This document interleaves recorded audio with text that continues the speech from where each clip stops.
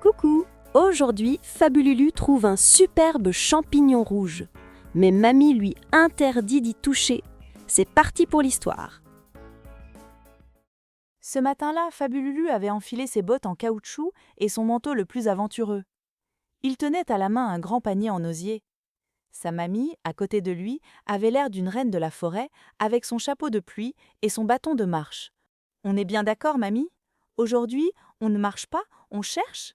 On va trouver des trésors ?» La dernière fois, la randonnée l'avait épuisé. Mais aujourd'hui, le but était différent. La récolte. « Mamie rit, promis mon petit explorateur. Aujourd'hui, on ne fait pas la course, on ouvre les yeux. La forêt d'automne est un garde-manger géant, mais c'est aussi un magasin de farces et attrapes. Il faut apprendre à faire la différence. En avant. Il n'y aura pas à marcher longtemps. » Le sol était un magnifique tapis de feuilles rouges et or. Soudain, Fabululu poussa un cri de victoire. « J'ai trouvé! J'ai trouvé!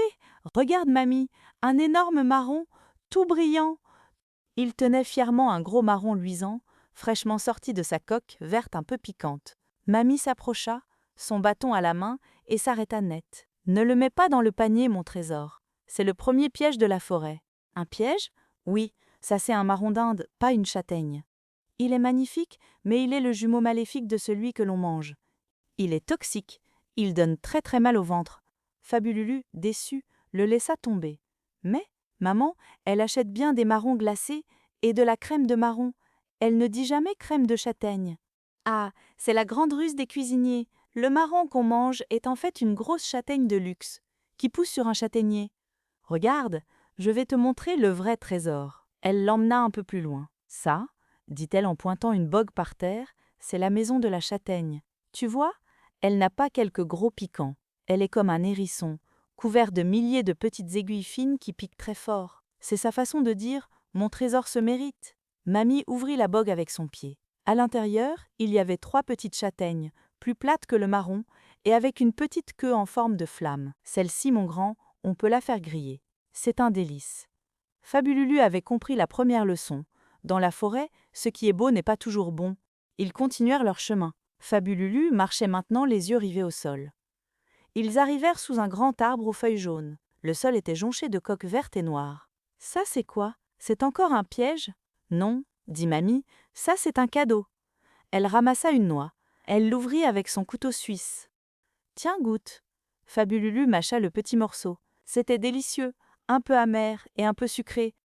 C'est le meilleur bonbon de la forêt. Et tu sais pourquoi on dit que c'est intelligent d'en manger? Regarde, elle ouvrit une autre noix et montra le cerneau. À quoi ça te fait penser? Fabululu plissa les yeux. On dirait un tout petit cerveau. Exactement, c'est la nourriture du cerveau. Ça aide à bien réfléchir à l'école. Allez, on en ramasse plein. Fabululu était ravi. Son panier commençait à se remplir de vrais trésors. Enfin, mamie l'emmena dans le sous-bois, là où l'air était plus humide. Maintenant, Fabululu, nous entrons dans le royaume le plus magique, mais aussi le plus dangereux, le royaume des champignons. C'était incroyable.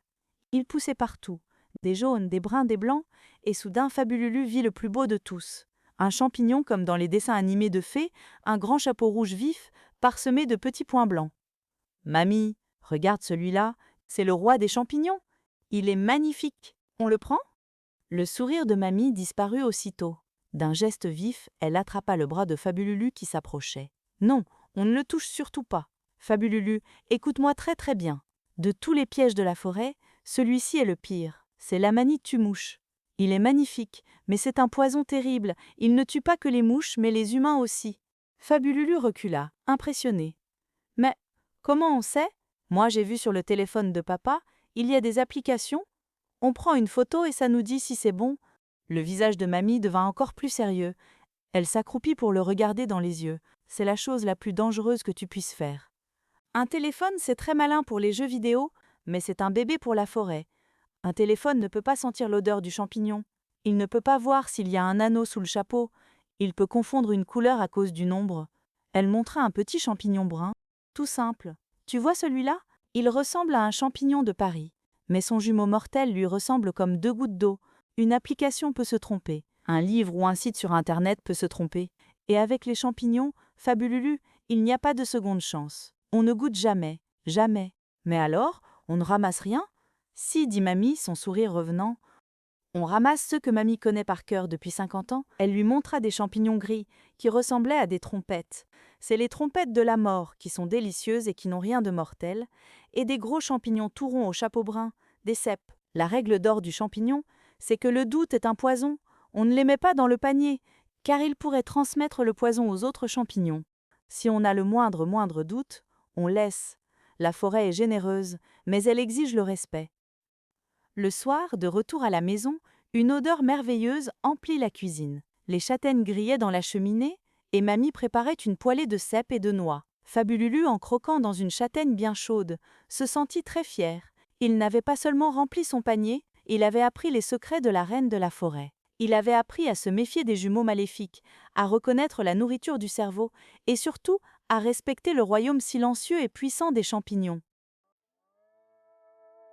Très bien. Je n'aime pas trop les champignons, et toi? C'est qu'il ne faut pas manger ou toucher n'importe quoi dans la nature. S'il y a des bonnes choses, il y a aussi des mauvaises choses. Donc, sois prudent ou prudente. Bonne nuit les petits. Bisous.